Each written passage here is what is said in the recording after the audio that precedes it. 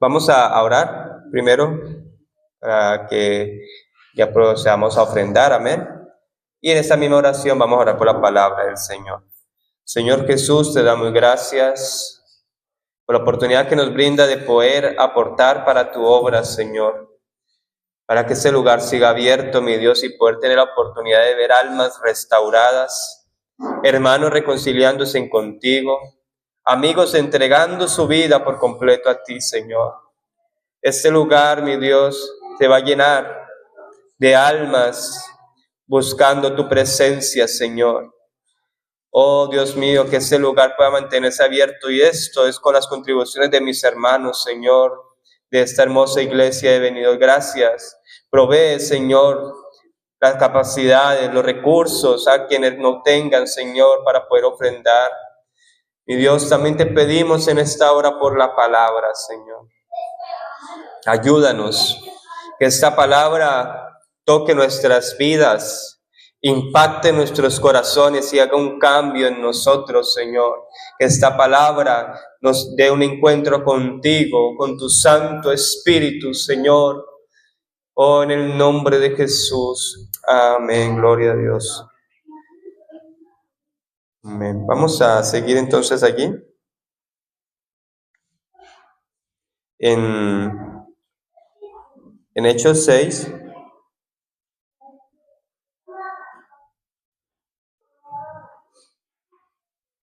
El verso 8 en adelante. Amén. Dice: Esteban, lleno del poder de Dios, hacía grandes maravillas y señales milagrosas entre el pueblo. Pero unos de la sinagoga, llamados los libertos, se oponían a él.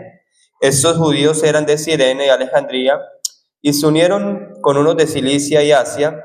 Todos ellos empezaron a discutir con Esteban, pero no podían contradecirlo porque él tenía la sabiduría que le daba el Espíritu Santo. Entonces les pagaron a algunos hombres para que dijeran: nosotros lo escuchamos hablando contra Moisés y contra Dios. Y así alborotaron al pueblo, a los ancianos, líderes y a los maestros de la ley. Le cayeron de repente, lo agarraron y lo llevaron ante el consejo. Presentaron unos testigos falsos contra Esteban que dijeron: este hombre no deja de hablar en contra de este lugar sagrado y en contra de la ley. Nosotros lo escuchamos decir que Jesús de Nazaret destruirá este lugar y cambiará las costumbres que Moisés nos dejó. Verso 15 dice: y todos los que estaban ahí se fijaron en Esteban y vieron que su cara parecía la de un ángel. Amén. Gloria a Dios. Bueno, estamos estudiando el capítulo 7, que es la defensa de Esteban. Amén. Y aquí hemos leído el motivo por el cual arrestaron a Esteban. El motivo que escogieron para este arresto era de que él blasfemaba de Dios, de la ley de Moisés y del templo. Y hemos estado estudiando de cómo Esteban muy sabiamente escoge su respuesta ante los ancianos. Porque cuando los sacerdotes le preguntan: ¿es esto así? ¿Es verdad todo esto de lo que te acusan? Él dice con toda sabiduría y con la llenura del Espíritu Santo. Él dice: varones, hermanos y padres. Comienza a hablarles y de una manera respetuosa se dirige hacia ellos. Y lo primero que dice es en el verso 2, dice: hermanos y padres, escúchenme. Nuestro glorioso Dios se apareció en Mesopotamia a nuestro antepasado Abraham antes de que él viviera en Harán. Lo primero, lo que lo estaban acusando a él, era que blasfemaba en contra de Dios. Y mire cómo él se relaciona con Dios y dice: nuestro glorioso Dios. En la Reina Valera dice: el Dios de la gloria. Hermanos, nosotros no tenemos un diosecito hecho de mano de hombre. Nosotros no tenemos un Dios que se codea con otros y que necesita ayuda de otro, como en la cultura griega, que el dios Poseidón no podía hacer lo que hacía el otro dios, Zeus. O sea, cada uno tenía su rango. Nuestro Dios es el Todopoderoso. Dice de que Él es el Señor de los señores y Rey de reyes. Por eso Esteban lo primero que dice, el glorioso Dios, ese que habita en gloria inaccesible, el cual nadie puede ver, porque todo hombre que lo vea muere de una, al ver la gloria del Dios Todopoderoso. Entonces ahí está la primera respuesta de Esteban, de en contra de lo que le decían que él blasfemaba en contra de Dios. Le dice, no, este es mi Dios. Yo creo en el mismo Dios que ustedes creen. Para mí es el Dios de toda gloria, el que llena todo lugar. Y luego dice de que cuando él está hablando de Dios, ya pasa a hablar ahorita de Moisés. Porque es que lo que lo están atacando era eso también, de que blasfemaba en contra de Moisés y por ende de la ley. Y cuando él habla de Moisés, tenemos que saber, hermanos, de que Moisés solamente era tipo de Cristo. El tipo es algo simbólico de lo que ha de pasar. Eso en la Biblia, el tipo es eso. Moisés era tipo de Jesús. ¿Por qué? Porque así como nuestro Señor Jesucristo, cuando el rey Herodes se dio cuenta, por medio de los magos, de los, ¿cómo se le dice? Eso tiene otro nombre. De los magos del oriente, ¿no tiene otro nombre? Me olvidó en esos momentos. De que ellos llegan ante Herodes y le dicen, ¿dónde está el rey de los judíos? Porque su estrella hemos visto y hemos venido a adorarle. Y en el momento que Herodes escucha eso, lo primero que él hace es que mandar a matar a todos los niños menores de 2 años. Y por eso es que Moisés era tipo de Cristo también. Porque Moisés sobrevivió a la matanza que hubo en Egipto por causa del faraón. Y aparte, Moisés es tipo de Cristo porque él libertó al pueblo de Israel de la esclavitud del pecado. Y ya lo hablamos hace días, de que Moisés representaba al mismo Cristo de cómo nos libertó a nosotros de la esclavitud del pecado. Porque todos nosotros estábamos descarriados, como ovejas que no tienen pastor. Estábamos destituidos de la gloria de Dios. Y éramos dignos de muerte. Pero Jesucristo en la cruz del Calvario, Él tomó el lugar nuestro. Y así como Moisés libertó al pueblo de la esclavitud, Jesucristo vino a hacernos libres, a ti y a mí. Y eso es la gloriosa obra de la redención del Señor. También hay que tener en cuenta de que Esteban lo que está haciendo en esta defensa es mostrarle de cómo siempre en el pueblo, los que decían guardar la palabra, guardar la ley, se oponían a la voluntad de Dios. Porque cuando Moisés quiso, por su fuerza, liberar al pueblo, ellos no entendieron. Por eso es que cuando se encuentra a su hermano judío, le dice Moisés a él, le dice, ¿por qué maltratas a tu hermano? Son de la misma sangre. Él dice, ¿me vas a matar como hiciste con el egipcio? Porque no hayan entendido, porque él pensaba de que el pueblo, que sus hermanos iban a entender que por medio de él estaba la liberación. Y lo mismo pasó con el Señor Jesucristo. El pueblo no entendió cuando Él vino y les predicaba, les anunciaba la buena nueva de salvación. Y les decía, ¿cuántas veces los quise juntar como la gallina junta sus polluelos y no quisiste, casa de Jerusalén? No quisieron escuchar al dador de la vida. No quisieron escuchar a aquel que les da la oportunidad de ser libre, en el cual se cumplía toda la profecía dada desde los tiempos antiguos.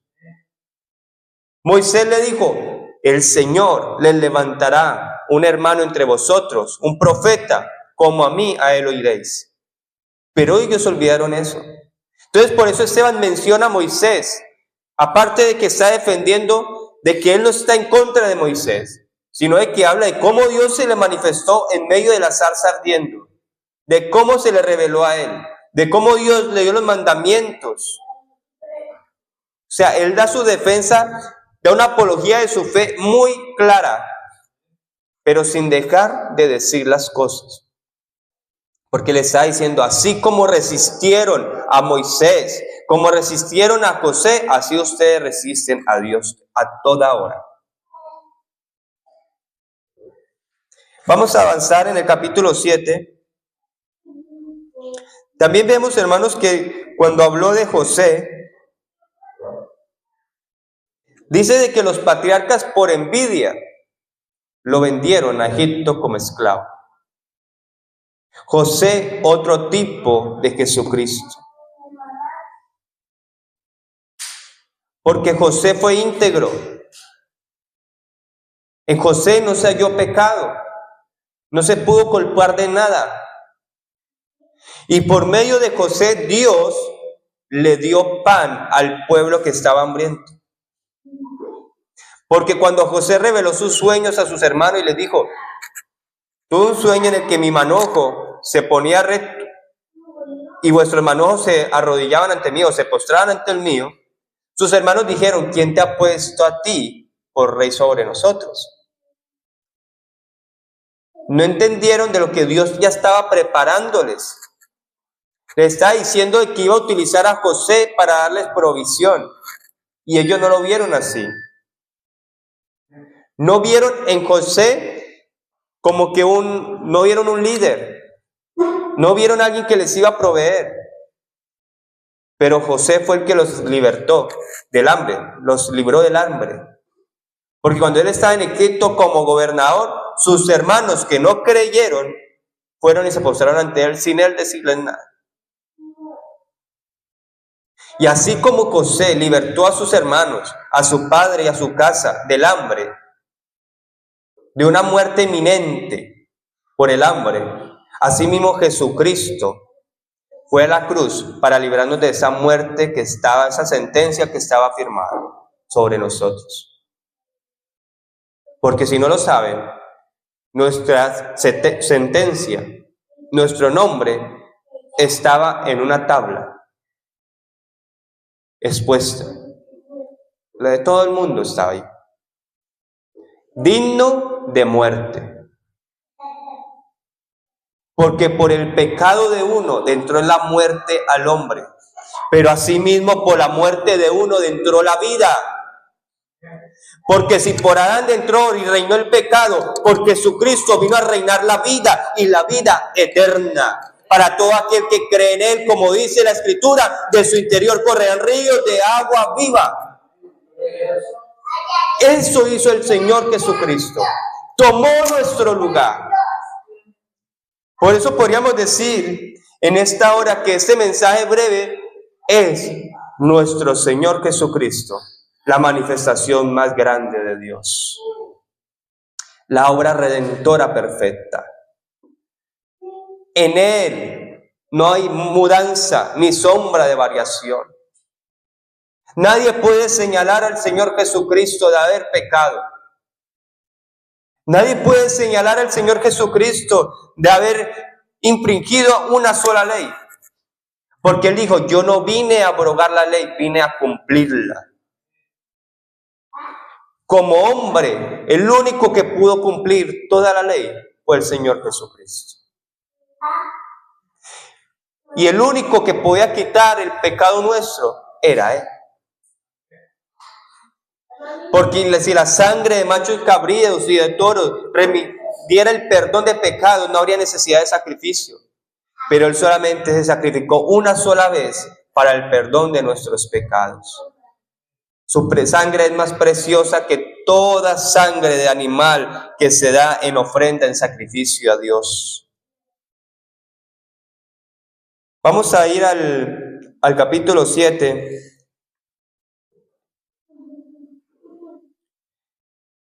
El verso 39, que era donde íbamos el domingo, dice, pero nuestros antepasados no le hicieron caso a Moisés y lo rechazaron y prefirieron estar de nuevo en Egipto. ¿Qué dijimos? Que en su corazón se volvieron a Egipto. Y hablamos el martes de guardar nuestro corazón. ¿Es cierto? De no volver al pecado, de no volver a donde nos sacó el Señor. Él nos libertó de nuestra vana manera de vivir. Y por Él es que estamos aquí. Aquí todos estamos cansados de un día de trabajo, pero venimos a escuchar palabra, no porque sea el mejor predicador, sino porque la palabra de Dios, aunque sea de un niño, da refrigerio a nuestra alma, da vida, da fortaleza.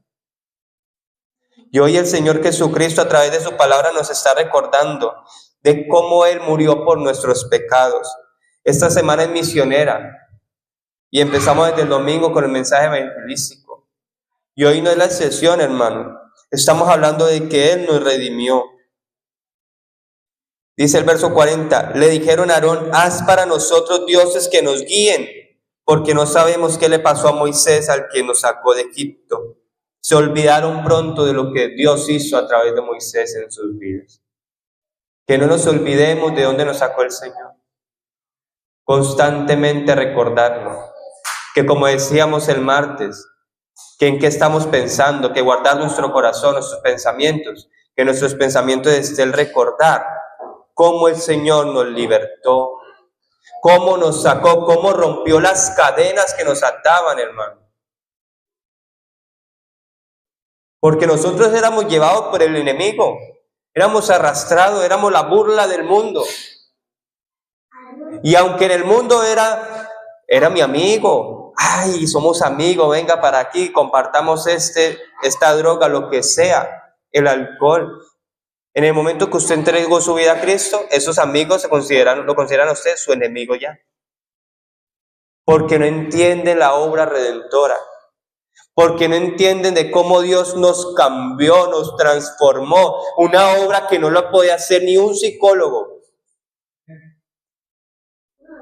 Porque es que usted, la ciencia, digámoslo así, la medicina, lo puede reformar.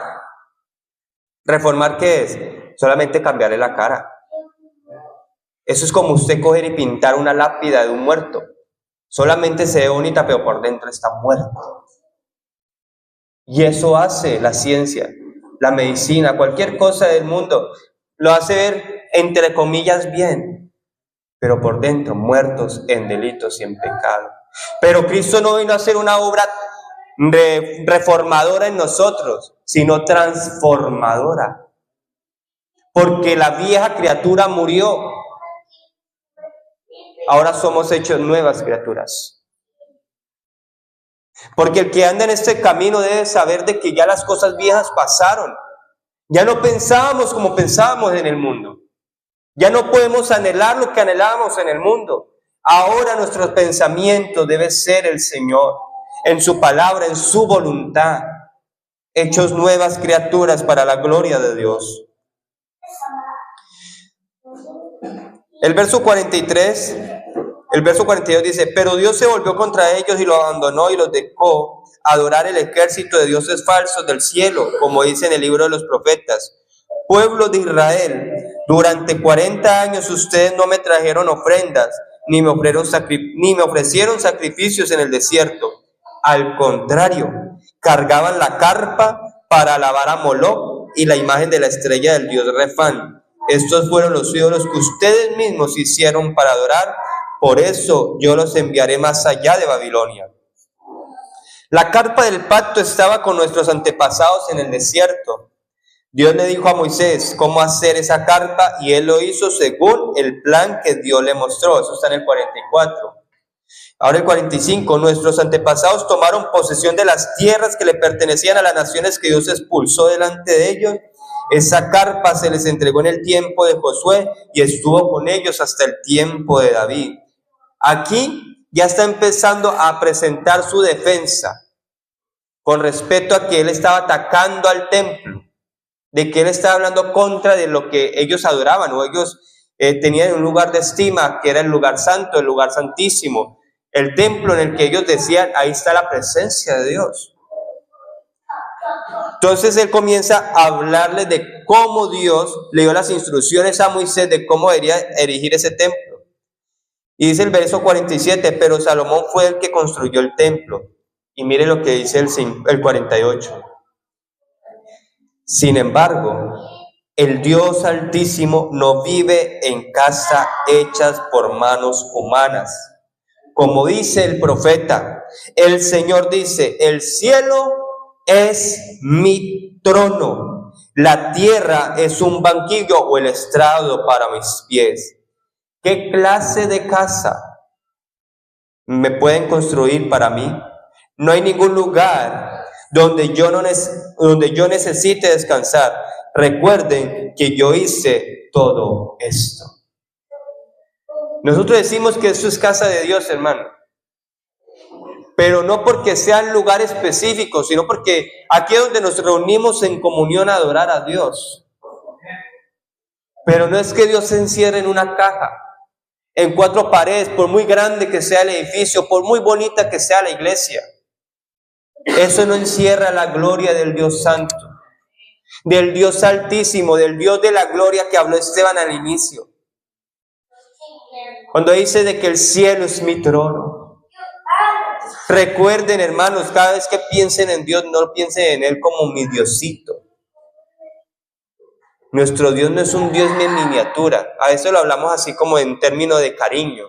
Pero es que nuestro Dios es un Dios grande.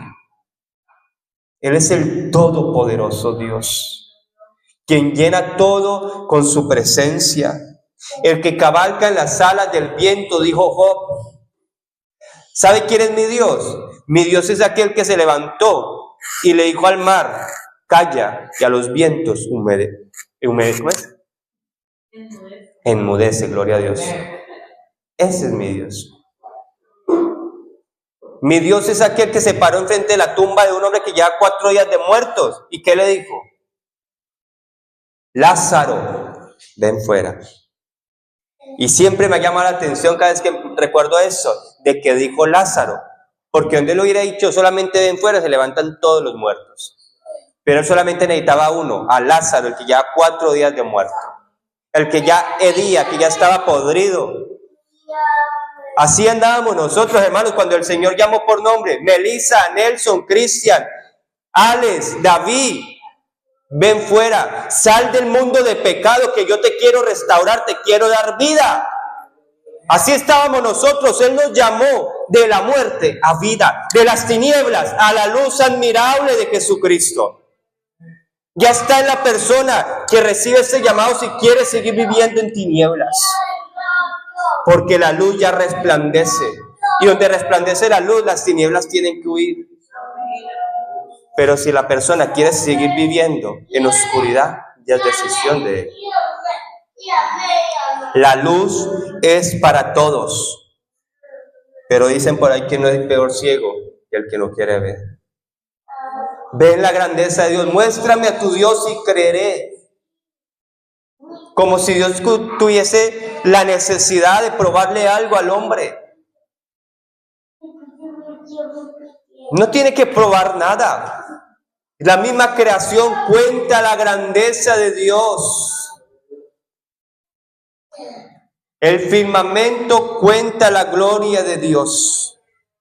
Eso dice el Salmo 8. Ahora, después de que les habla de que Dios no habita en templos hechos por mano de hombres, les dice en el verso 51, la palabra certera, la palabra directa, que va contra ellos mismos, contra esa posición de arrogancia. Y les dice, ustedes son muy tercos. Son como los paganos en su forma de pensar y de entender. Siempre se rebelan contra el Espíritu Santo, igual que sus antepasados. Mire lo que empezó Esteban. Ese Esteban que empezó tan formalito diciendo, varones, hermanos, padres, y ahora ya le está diciendo, ustedes son muy tercos. La versión Reina Valera dice, duros de servicio, personas orgullosas, engreídas.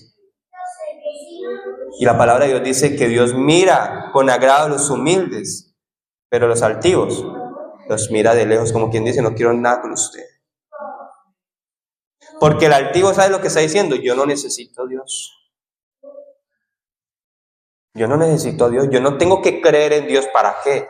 ¿Qué beneficio me trae creer en Dios, para qué? Yo no lo necesito para respirar. Terco, no sabe que si Dios quiere le quita el oxígeno, le quita los pulmones. Cuando estén en un hospital dependiendo de una bomba de oxígeno, y dirán, Dios mío, ¿por qué no creí en ti? ¿Por qué no te agradecí? ¿Por qué no te reconocí? La palabra dice, reconócelo en todos tus caminos y todo te irá bien. Pero cuando el hombre quiere vivir su vida, decir sus caminos en su voluntad, la palabra de Dios dice que hay caminos que al hombre le parecen derecho, pero su fin es fin de muerte. Por eso el Señor dijo, yo soy el camino, la verdad y la vida, porque Él es el camino derecho. Él es el camino de la verdad. Es el camino donde nos vamos a llegar a un puerto seguro, a la gran Jerusalén. Nosotros andamos en este camino no porque nos queremos que nos vean bonitos, andamos en este camino es porque queremos verlo a Él. Aquí desde el niño hasta el más anciano tiene que decir, yo quiero ver a mi Señor. O si quiero verle, ver al Salvador, quiero ver su rostro lleno de amor. En aquel gran día yo he de cantar, ya pasó todo afán, todo mi pesar. Eso es lo que queremos. Por eso estamos en ese camino. Porque si fuera para vivir como un mundano más, allá estaríamos.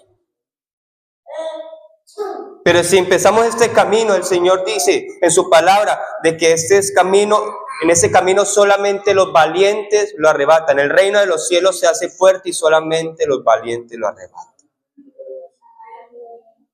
Señor dijo, todo aquel que quiera ser mi discípulo, niéguese a sí mismo y siga su vida como quiera. No, y sígame. Y seguir a Cristo es seguir sus pisadas.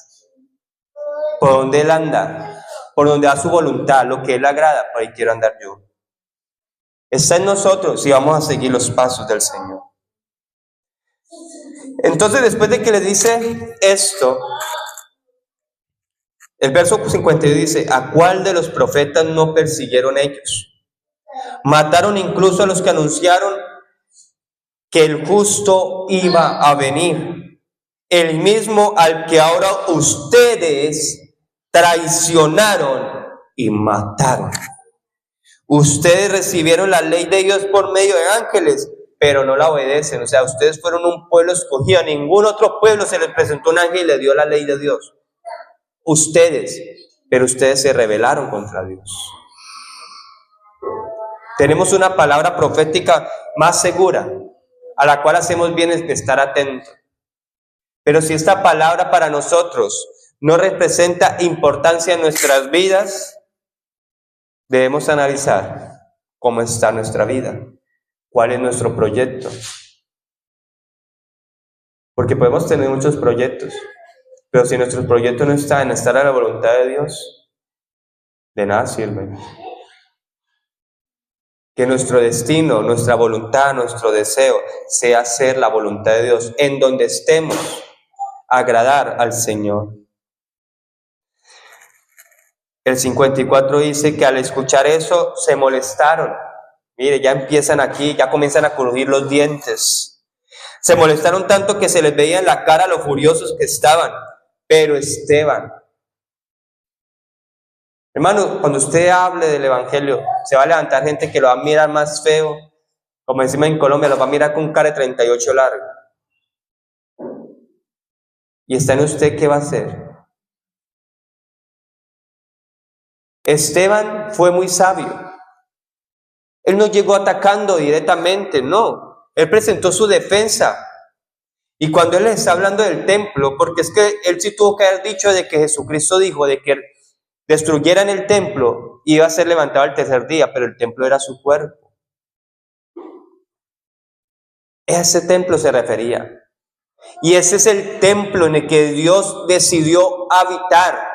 No en el templo de Salomón, sino en la persona, en el cuerpo de Jesucristo. El templo del Dios viviente. La imagen del Dios invisible, hermano. En Él habitó corporalmente toda la plenitud de la deidad. Y escuchen, y ustedes están completos en Él. ¿Sabe que no le hace falta nada? Como dice la canción, si te tengo a ti, lo tengo todo, mi amado, mi tesoro, fuera de ti, nada deseo, Señor. Si te tengo a ti, lo tengo todo, mi amado, mi tesoro. Si lo tenemos a Él, lo tenemos todo. Y eso entendió Esteban.